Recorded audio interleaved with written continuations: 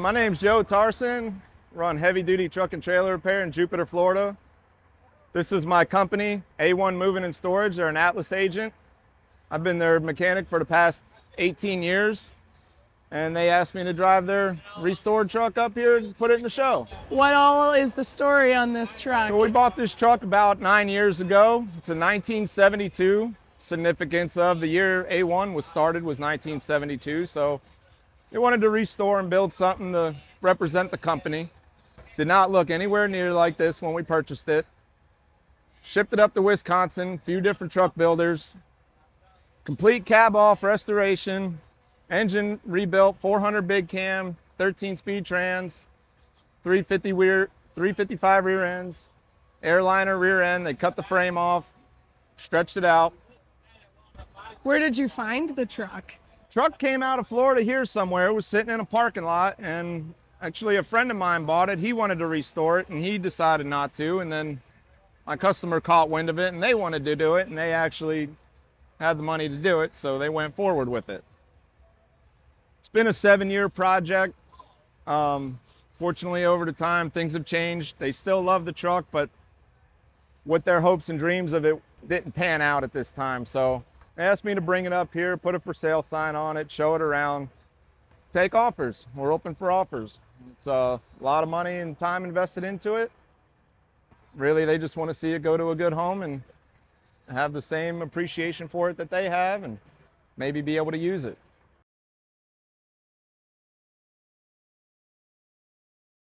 What was the hardest part of the restoration?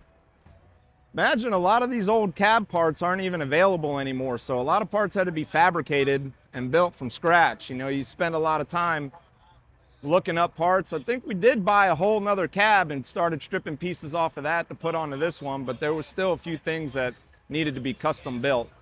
Cab hinges and mounts, the locks for the cab, a lot of the interior parts. We added air conditioning to it, so that was all custom built from the ground up.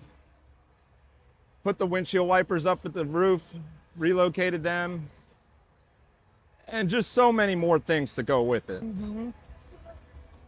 We're standing right here. I'll walk around and take a video just because that is way too loud. And you're a mechanic for the company? Yes, I run my own company, but I've been maintaining their fleet since I started back in 2009, and they've turned family. Like most of my customers most of my friends that start off as customers, and they become really good. Would you like to shout out your own business then? Yeah, I did say it in the beginning. Joe with Heavy Duty Truck and Trailer Repair.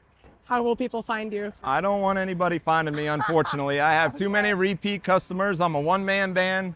I don't advertise anymore. I'm swamped with what I have. I'm blessed and cursed all at the same time. I get it. It's hard finding good help and have somebody take care of and appreciate things and just do good work. Do you do restorations like this? No, often? unfortunately I don't. It's just a whole nother thing. It's not my thing.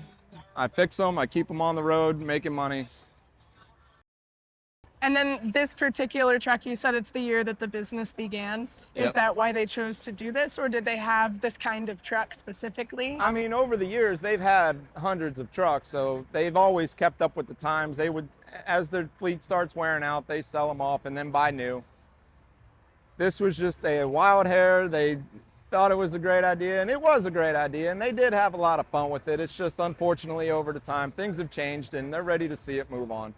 Well, I hope it finds a new home. Yeah, and so do they. And if not, if we drive it home, that's fine. We'll still continue to show it and drive it around. We are having a good time with it. So just it's a lot of love keeping it looking nice where it's at.